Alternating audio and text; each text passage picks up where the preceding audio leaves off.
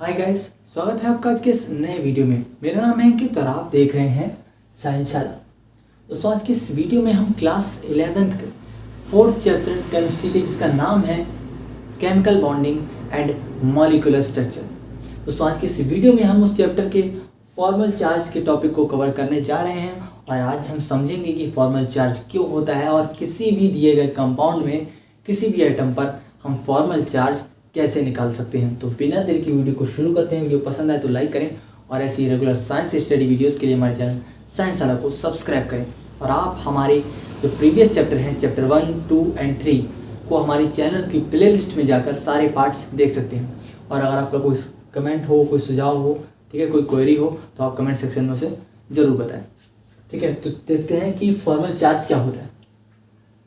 Guys, जो formal charge होता है वो किसी भी मॉलिक्यूल के अंदर जो चार्ज दिए गए होते हैं उनकी रियल सेपरेशन को नहीं बता पाता।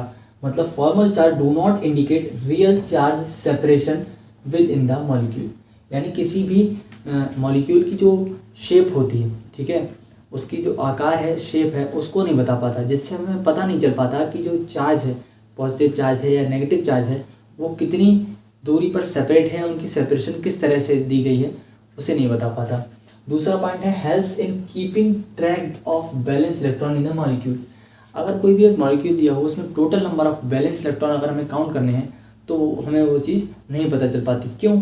सपोज दैट बैलेंस इलेक्ट्रॉन मतलब ये हुआ कि हम देखें अगर ऑक्सीजन के बैलेंस इलेक्ट्रॉन कितने होते हैं? 6 इलेक्ट्रॉन होते हैं। कितने होते हैं? बैलेंस इलेक्ट्रॉन 6 होते हैं। तो यहाँ पर 2, 2 4 और 2 6, 2 ये है, 2 4 हो गए और 2 क्या हो रहे होंगे? इस बॉन्ड में पार्टिसिपेट कर रहे होंगे इस ऑक्सीजन के। तो कितने हो गए? 6 हो गए। लेकिन अगर हम यहाँ ऑक्सीजन पर देखें, अगर हम इस ऑक्सीजन पर देखें तो वैल्यू हमारी पूरी नहीं हो रही है। क्यों नहीं हो रही? क्योंकि 2 ये हो गए, 2 यहाँ पर इस वाले इन दोनों बॉन्ड में पार्टिसिपेट कर रहे होंगे, 4 हो गए, और 1 इसमें हो रहा होगा, 5 हो गए। लेकिन छठा हमारा गायब है। तो हमें जो एक्यूरेट वैल्यू होती है total number of balance electron की, वो हमें किसकी मदद से पता चल पाती? फॉर्मल चार्ज की वजह से। वैसे हम उसे नहीं पता कर पाते। जब फॉर्मल चार्ज हमें इस एटम पर पता चल जाएगा तो वो हमें इस बात की जानकारी देगा कि वो इलेक्ट्रॉन कहाँ गया होगा। समझ रहे हो? ये क्या करता है? ट्रैक करने में मदद करता है total number of balance electron in A molecule. ठीक है। तीसरा पॉइंट है helps in the selection of lowest energy structure. ठीक है, तो आप देखिए यहाँ पर क्या है, कुछ ना कुछ चार्ज आएगा, यहाँ पर हो सकता है कुछ चार्ज आए, यहाँ पर कुछ चार्ज आए। तो क्या होता है? चार्ज जो होता है वो ये बताता है कि दिए गए मॉलिक्यूल की या दिए गए स्ट्रक्चर की एनर्जी क्या है। ठीक है, उसमें एनर्जी में लॉस हुआ है या उसने एनर्जी गेन की है, उसकी एनर्जी का स्टेटस क्या है, ये बात कौन बताता है? हमारे पास जो फॉर्मल चार्ज का जो स्ट्रक्चर आता है मॉलिक्यूल का, वो बताता है। ठीक है, selection of lowest energy structure with the smallest charge on atom. अगर किसी भी स्ट्रक्चर पर कम से कम चार्ज है, मान लीजिए यहाँ पर +1 चार्ज आ रहा है और दूसरा स्ट्रक्चर आपके सामने बना हुआ है उस पर +2 चार्ज आ रहा है, तो लोएस्ट एनर्जी जो होगी वो +1 वाले की होगी। जितना ज़्यादा चार्ज लो होगा किसी भी एटम पर, जो फॉर्मल चार्ज होगा वो जितना ज़्यादा लो होगा, उसकी वैल्यू जितनी कम होगी, ठीक है, तो वो जो स्ट्रक्चर होगा, ठीक है, वो कैसा होगा? लोएस्ट एनर्जी का होगा, कम से कम उसकी एनर्जी हमें देखने को मिलेगी। तो फटाफट से हमारे पास जो फार्मूला दिया हुआ है वो क्या दिया हुआ है? फॉर्मल चार्ज का। हमें कैसे निकलता है formal charge? Total number of balance electron किसी भी एटम के। हमारे पास एक मॉलिक्यूल दिया हुआ है O3 का, ओजोन दिया हुआ है, O3 का मॉलिक्यूल दिया हुआ है। इस O3 में क्या है? 3 एटम प्रेजेंट है। हमें किसी भी एटम पर फॉर्मल चार्ज निकालना हो तो हमें उस एटम के total number of balance electron निकालने होंगे minus total number of lone pair. ठीक है, दिए गए एटम पर कितने लोन पेयर हैं, ठीक है, जो बॉन्ड बनाने में पार्टिसिपेट नहीं कर रहे हैं, उनकी वैल्यू लिखनी होगी -1/2 into total number of bonding electron. या हमें उन इलेक्ट्रॉनों की संख्या लिखनी होगी जो बॉन्ड बनाने में पार्टिसिपेट कर रहे हैं। ठीक है, तो फटाफट से हम नंबर 1 वाले ऑक्सीजन की निकालेंगे, फिर नंबर 2 वाले ऑक्सीजन की निकालेंगे और फिर नंबर 3 वाले ऑक्सीजन का फॉर्मल चार्ज निकालेंगे। ठीक है, पहला नंबर का हम देखते हैं। तो यहाँ पर क्या करना है? Total number of balance electron कितने हैं इसके? 6 हैं। ऑक्सीजन के कितने होते हैं? 6 होते हैं ना, 8 होता है एटॉमिक नंबर 2 का 6 आते हैं, तो 6 लगा देंगे minus total number of lone pair इस पर लोन पेयर कितने, एक लोन पेयर दिखाई दे रहा है मान ली, मतलब 2 इलेक्ट्रॉन्स, ठीक है, कितने आएंगे, 2 इलेक्ट्रॉन्स आ जाएंगे। उसके बाद माइनस लगाएंगे, ठीक है, फिर क्या आएगा 1/2 आ जाएगा, into total number of bonding electron.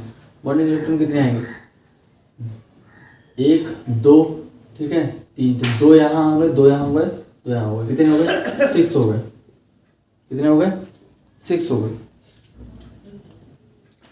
तो हम क्या करेंगे, निकाल के देखिए, 4 - 3, 4 - 3 कितना आ गई वैल्यू, कितना आ गई, 1 आ गई। तो हम अगर देखें क्या आई वैल्यू, प्लस की बनाई, किसकी आई, प्लस की बनाई। तो हम देख रहे हैं कि इस ऑक्सीजन पर क्या है, इस ऑक्सीजन पर क्या आ रहा है, +1 फॉर्मल चार्ज आ रहा है, क्या आ रहा है, +1 फॉर्मल चार्ज, ठीक है। दूसरा निकाल के देखते हैं, सेकेंड पे निकालिए इस पे। तो बैलेंस इलेक्ट्रॉन कितने आते हैं हमेशा ऑक्सीजन पे, 6 होते हैं ऑक्सीजन के अंदर, माइनस का चार्ज, ठीक है। माइनस के बाद क्या आएंगे, number of lone pair, lone pair कितने हैं, ये 2 2 4 इलेक्ट्रॉन लोन पेयर में है, 6 - 4, माइनस के साइन फिर 1/2, टोटल नंबर बॉन्डिंग इलेक्ट्रॉन कितने हैं, 2 इसमें हैं और 2 इसमें हैं, कितने हो गए, 4। अब फटाफट से निकालिए, 2 -